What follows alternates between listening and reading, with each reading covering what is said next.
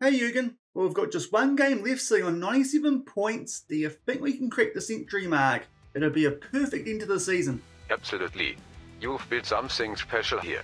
The boys know what's at stake, and hitting that 100 point mark would send a clear message to J1. Let's do this. Hello everyone and welcome to episode number 10 of Red Bull KloppBot here on Sean Does FM with Omiya Ardija over in Japan. I hope you're doing well and come up today, as you can see on screen, we've got our first youth intake of the save and also going to play our last game of the J2 season, where a win would see us finish the season on 100 points, and we actually take on a team who, if they beat us, could sneak their way up into an automatic promotion position. So if you're looking forward to that, do remember to go down below, leave a thumbs up, all that good stuff. But at the end of last week, had the semi-final of the J-League Cup. If you missed that one, I'll leave a link to it over in the top right corner. Unfortunately, just got beaten there by Consadole Sapporo, so it does mean no cup final for us in our first season here in Japan. But we hopefully will get the chance to make it that far in the next couple of years once we are a J1 club that's been wrapped up now for a long time here at the Red Squirrels. I'm going to play our last J2 game shortly, hopefully the last one that we'll have to play it all in this save. But before then, we're off the back of the episode at the end of last week, we did actually have our first youth intake come through here at Omiya Ardija. To be fair, in terms of our facilities, if we just go over to club info, this is back in time a little bit, so you won't see any of the results that we have had off the back of that episode. But there's our facilities currently: 2.5-star youth and 1-star youth recruitment. So wouldn't expect that good a youth intake here, truth be told, especially as a J2 club. Going back over to the youth candidates that we did have come through, and it was actually quite a good youth intake, so good that the KloppBot actually suggested we sign every single player. We won't go in deep detail into all these players because some of them are honestly not too sure what he sees in them, especially the guys right down the bottom here in Ugajin, who is a centre-back. To be fair, some of those attributes not too bad in terms of teamwork, and also Nagai, a left winger with not much potential. Not too sure why we've signed him, apart from the fact he's got natural fitness and also quite a few good talents there in Hatate, who is a right winger. We've got Saito, who's a defensive midfielder with 3-star potential, as well as that we have picked up Nishimura, who is a right back with 2.5-star potential, which is really bulking out numbers there in our under-18 squad. I think KloppBot was a little bit worried about the homegrown number going up for J1 next season. Kato, we signed a defensive midfielder with that 3-star potential. Going down again, we signed Mizawa, who is a left back who can also do a little bit of a job, it looks like, there at right back. And last of the good talents was Oluno, who is another left winger, but the main ones are the top and the elite talents. The elite talents, they do look quite good, and to be fair, some of those top talents as well aren't too much worse. So the two big guns we've got coming for our youth intake this season here at Omiya Ardija is Yosuke Yagami, a centre-back, 1-star current ability, 5-star potential, not that tall yet. Hopefully he might grow,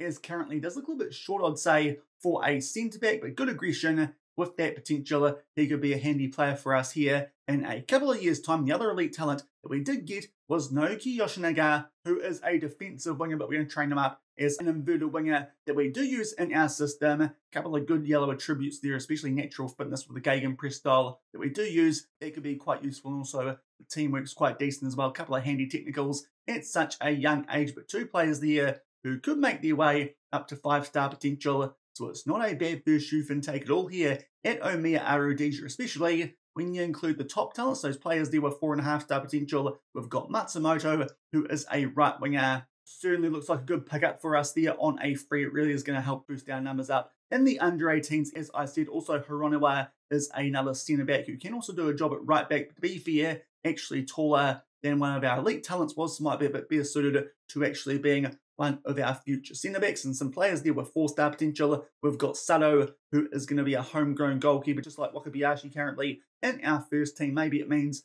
we could sell our third-choice goalkeeper currently in the squad going into next season. Also Tabori, another left winger. So not too sure if we really need to sign all those left wingers that the KloppBot has recommended, but I think he just got excited there by the fact that it was our first youth intake, and a couple of players as well with 3.5-star potential, and Kensuke Yano, who is a right back, good teamwork and work rate. So he actually could end up being a little bit of a hidden gem there in this year's youth intake, because those are some good attributes for a wing back. And as well as that, to wrap things up, we've got Daisuke Harada, who is a striker, 17 finishing. So again, got attributes in the right places. Looks like it could be actually quite a handy youth intake here for our first one at Omiya Ardija. And as I said, even though the guys lower that we looked through earlier might not be that great, we've signed them anyway, because that's what the KloppBot told us to do. But going forward now, and we'll show you the results off the back of that episode at the end of last week. Not that it meant too much considering that we already had the J2 title wrapped up a long time ago, but we backed up that 1-0 loss to Consadole Sapporo in the semi-final with a 3-0 win over Tokushima 4T, who at that stage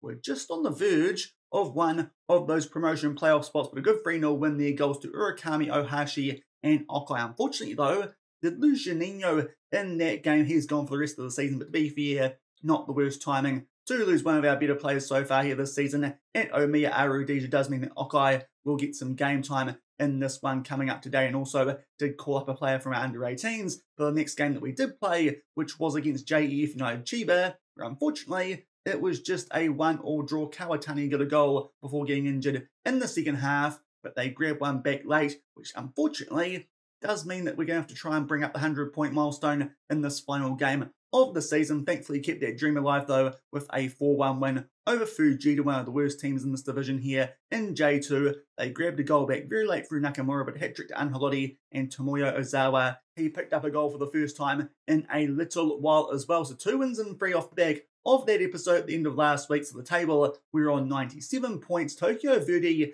are guaranteed a playoff spot. To be fair, all the teams between 2nd and 6th are guaranteed a playoff spot, so not too much danger there. The only real interesting things happening in terms of the table on this final match day is who's going to go down between Azul Claro Namazu or Fujita, who we did just beat, as you saw, and also it is very tight between 2nd and 5th, but you'd imagine when a Tokyo Verdy, Makita Zalvia or Montedio Yamagata will wrap up that 2nd spot, and we can have a big impact on that because we are taking on Montedio Yamagata, who to be fair, we took on not that long ago, back in one of the earlier rounds of the J-League Cup in the second leg, where they did actually beat us at home 3-4, but thankfully, before we came back to the episode, I bet them 4-2 away from home, so we still went through by a single goal. But they are one of a few teams this season down in J2 who have shown the capability of being able to beat us. Hopefully, we can get the job done over them here, pick up the 100 points for the season. That'll be a good way to go up to the J1,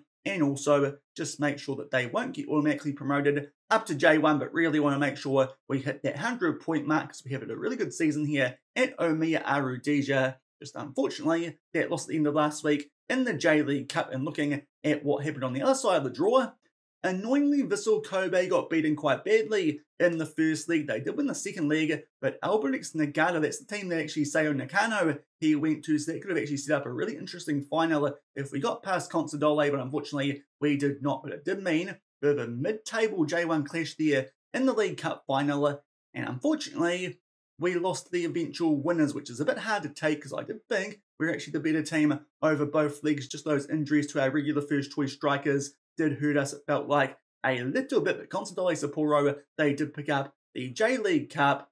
So yeah, a little bit bummed out about that one, but hopefully we can bounce back today and hit the 100-point mark here at Omiya Ardija. In terms of injuries, just Juninho out with that twist ankle, almost like Nakajima, who's like a third choice right winger. It's not too much of an issue there, but thankfully got the likes of Tinlin and Yokoyama back from recent injuries, so we're a bit stronger up front than we were in that episode at the end of last week, which was very, very annoying because I think if we had those 2 strikers available, might have got the job done there over those 2 legs against Consadole Sapporo. But hopefully here we can pick up a win, hit the 100-point mark, and get a little bit of revenge on Montedio Yamagata and make sure they have to go through the promotion playoff instead of making their way straight up to J1, which could definitely happen if they beat us, albeit they would need some other results to go their way, especially that one involving Tokyo Verdy. Going back and having a quick look at who Tokyo Verdy are taking on, Sagan Tosu. So to be fair, the 2 teams who are supposed to be going up based on the preseason preview,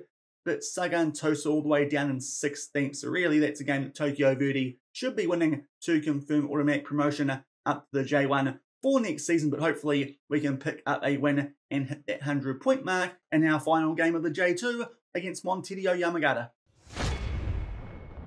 And here are the team sheets for our final game of the J2 League season. Just a couple of changes to our regular first choice 11. Okai and central attacking midfielder with that injury to Juninho, and also Tin Lin. He starts up front, just recommended for a few more minutes. Then Yamagata currently is coming back from injury. There are Montedio Yamagata going with quite a defensive formation, but to be fair, did beat us last time we took them on here at the Omiya Stadium, albeit that was with a bit more of a rotated team from memory, but hopefully we can pick up a win and bring up the 100 points. And just going past the 15-minute mark, first highlight of this game here is a free kick to Montedio. They go there for the top right corner. I think Higashi there got forced into a save because it's a corner for some reason, so he must have got a touch on that, even though it looked like that one was pretty much straight at him. Thankfully, Burdisso will head that one away. Miyagi, he gets on the ball. Unfortunately, Burdisso actually has signed a contract extension with his club back in Argentina, so no longer going to be able to pick him up on a free going into next season. Actually, you have to spend some money on another centre-back if we want to strengthen in that area, which probably is a good idea. Defence ratings this year have actually been the weakest across any area of our squad. But again, Montedio here are on the attack ahead of there, but thankfully that one goes over the bar. I think Higashi, though, would have had it covered, but about halfway through the first half so far, Montedio, with all the highlights, thankfully still scoreless. And it looks like that might be all she wrote for the first half in this game. It's been very quiet so far, albeit with only a couple of seconds left before this one does hit added time. We're on the attack here with the ball inside the final third, albeit looking there for Amgelotti at the far post. Can't quite find him. So it is here Montedio who get a chance to play out from the back, but they make a meal of it there. Give the ball to Yamada, who finds Tin Lin, who scores in his first game back from injury, which makes me really sad. We got those injuries and friendlies. What that could have done, could we have made our way through to a League Cup final and actually won it, but that is a shocking pass there from the player to the left of Godo in goal. And Tin Lin, with our only highlight so far in the first half, puts that away. Thankfully, did just stay onside. That's some shocking work there from that defender. Gives the ball away, then keeps our striker onside. And we somehow go into half-time with a 1-0 lead in a game that's been pretty blimmin' terrible, truth be told. Both teams only a couple of shots. Thankfully, we made our one shot on target count. Just checking out the player ratings. And most people out there now off the back of that goal actually doing a decent job. So I think we'll just leave things as they are, but tell the guys they can definitely pick things up in the second half, and hopefully we can kick away and make sure that we do hit the 100 points. Currently on for that with a 1-0 lead. And it looks like there might be a bit more action coming up here in the second half. Just 5 minutes in a free kick here to Montedio. We deal with the danger, albeit Yamada doesn't win the race to their ball. It gets a little bit helter-skelter in there, a little bit of aerial ping-pong, but thankfully they try and loop one over the top there of Higashi. It's not quite on target, and we still have a 1-0 lead, but only a few minutes later here, going to try and boot the ball deep and make our way out from the back. But Kumamoto there, the player who gave away the ball earlier, for that one attack we had, and we scored the goal through Tin Lin. He wins that one in the air and is now back on the ball as they try and settle things down here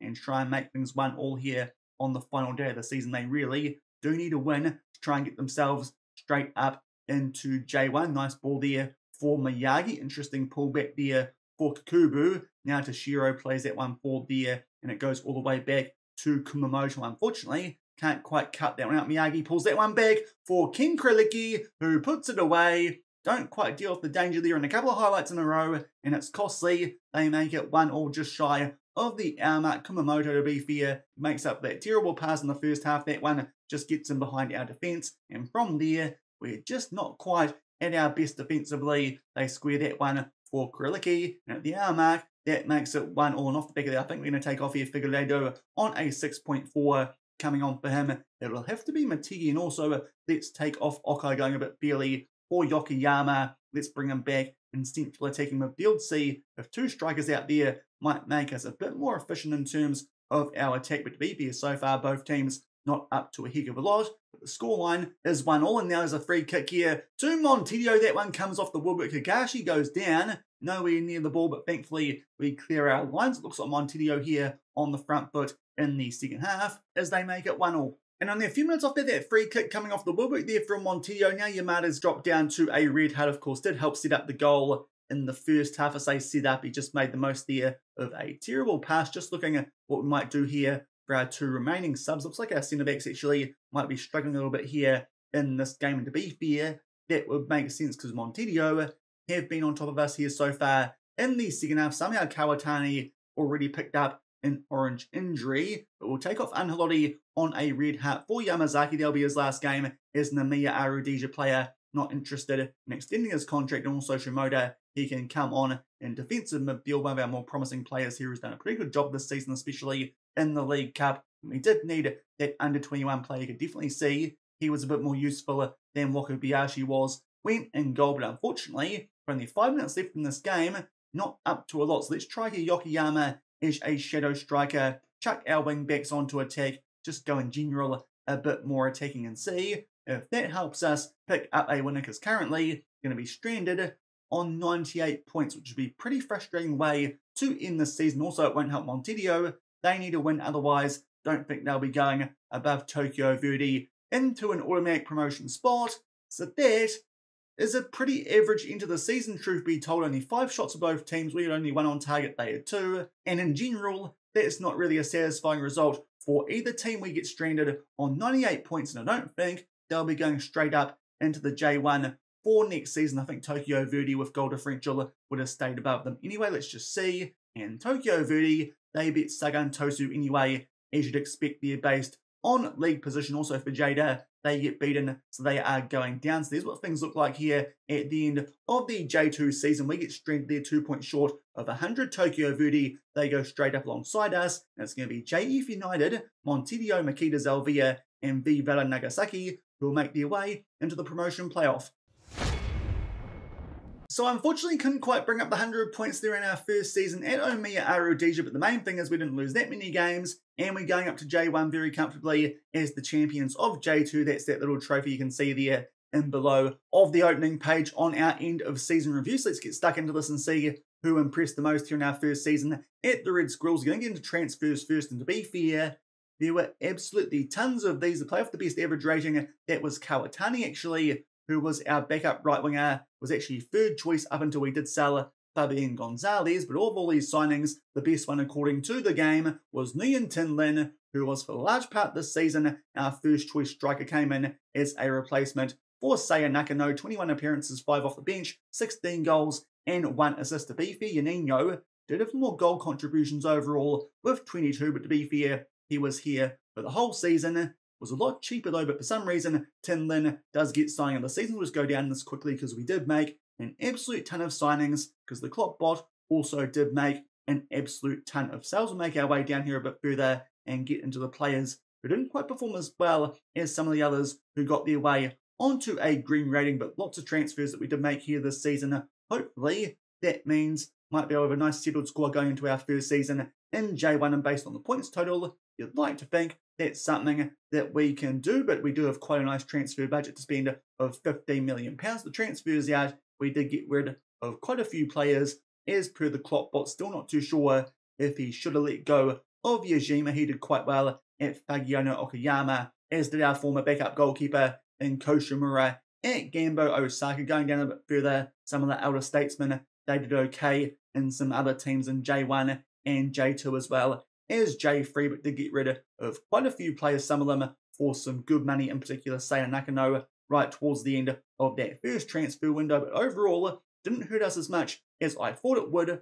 We still absolutely walked the league, and there's a couple of players we might even call up into the senior team for next season who had a brief stint out on loan during the second part of the season. Going forward to the results in the J2 was very good. Only a couple of losses here, just the 2 of them. That was to Renofa Yamaguchi quite early on. That one actually came a bit out of nowhere. Had to go a long way down to into our next one, which was in June. A 1-0 loss to Makita Zalvia, but apart from that, we only drew 5 games and beat everyone else. Our form did just go to the wayside a little bit late on in the season. A couple more draws than we'd like, but to be fair, they were to the teams that were in 2nd, 3rd and 4th on the table. And you can see there that JF United Chiba are the other team coming up to J1 for next season. They got past Montedio Yamagata in the final of the promotion playoff. But overall, that's a super first season for us here. Our goal differential was higher than the point total of Tokyo Verdy, 82, and we won the league by 25 points. The J-League Cup, we really had a good chance actually to win that this season, I feel like, but unfortunately, the eventual winners, Consadole Sapporo, they got past us in the semi-final at the end of last week, but did knock off a J1 team there in Shimizu West Pulse. Hopefully, that's a good sign going in to next season. The Emperor's Cup did feel like we got a pretty harsh draw there in the second round in the Kashima Relentless, but to be fair, they actually fell down the table quite a bit off the back of that result. We'll see how the J1 did finish up shortly, but that was a bit of a tough draw, but thankfully did make that game quite competitive. But really, that's only disappointment from our first season in charge here at the Red Squirrels. Going forward to the moments to remember, our biggest win was 7-0 over KloppBot Akita. That was off the back of us securing the J2 title, seeing as Tokyo Verdy did drop points on that match week before we played. The match to remember was a 2-1 win over Venfrede Kofu back in March. Honestly, don't remember quite why that was the case, but the goal of the season did come in the other game against KloppBot Akita back in April, and it was scored by Osawa at the 10-minute mark in a 4-0 win. And it was the first goal of a hat-trick that he did pick up on this day, makes his way forward. To be fair, it was quite a good individual run, and there he beats Tagawa from a tight angle. Doesn't look that impressive here, the finish, especially because of the goalkeeping, but was quite a good individual effort there from a fairway out from Tomoyo Osawa, one of our homegrown players here. So he definitely will be sticking around for next season. Going forward to the finances, obviously not much to compare here, seeing as we weren't here last season at the Red Squirrels, but all of it goes up. Apparently, though, we are still only a 2-star reputation club. We'll see if that changes up in the J1. The top shirt sellers, though, Anhalori, Yokoyama, Yamada, Higashi, and Okai. So to be fair, 5 players who we signed during the course of the season. Going forward to the best 11 for this year, which I imagine will also be the best 11 for the club overall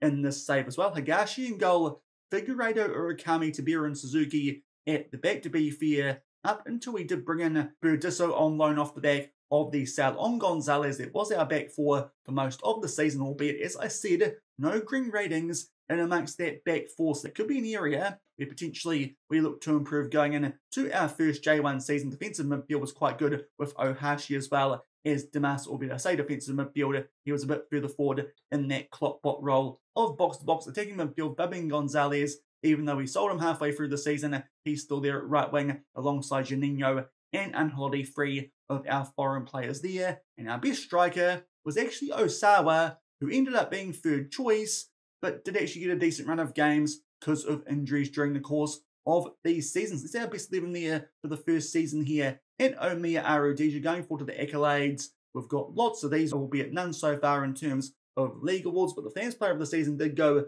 to Anhalori with a 7.5 average rating, and the young player of the season, Nagi Kawatani, one of the right wing backups there, on a 7.3. You saw earlier, signing of the season and goal of the season. Top goal scorer, that was Anhalori with 19 goals, and he also picked up the most assists with 15, so to be fair, hard to argue he did not deserve that player of the year. He also picked up the most man of the matches with 11, highest average rating, and Tanaka got the most passes completed per 90 when he did make his way into the team. And over on the right hand side, lots of awards, seeing as it's our first season of the save. Going over to competition awards, just seeing if we did pick up any of those in the cups, and we did. Rin Yamazaki, who, as I said, won't be here next season because the KloppBot stuff that went up, but he picked up the J-League Cup New Hero Award. And going forward to the History in the Making tab, we dared to dream thanks to our great run of results in the middle of the season. I'd argue actually it started off right at the start of the season because really did not have too many blips, but anyway, we continued some good form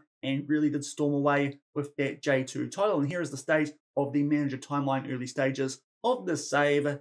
Not a lot to write home about here so far. A couple of late wins there in April that we did pick up in the J2, got promoted quite early on in the season, got into the New Zealand Hall of Fame because that doesn't take too much work, and we did pick up a record win off the back of lifting the J2 in that match against KloppBot Akita, and also set a record for most points for the club in J2 with 98, got past Shimizu's Pulse in the J-League Cup, and also got a lot of players in that youth intake, as you saw earlier. One of our youngest players so far is a player that we did sign for our under-18 manager who came in when Juninho was injured, and Anhalori, 19 goals. That breaks the club record because we didn't previously have one, but that's the first end-of-season review here for life at Omiya Ardija. We'll just go forward and see if we maybe get some league awards, and also I'll try and figure out what players the KloppBot wants us to potentially transfer this going in for our first season in the J1 as well. And eventually made my way forward to the start of December here in game, and we do have the awards here for J2. Anhalori off the back of getting the player of the year here at Omiya Ardija, gets the most valuable player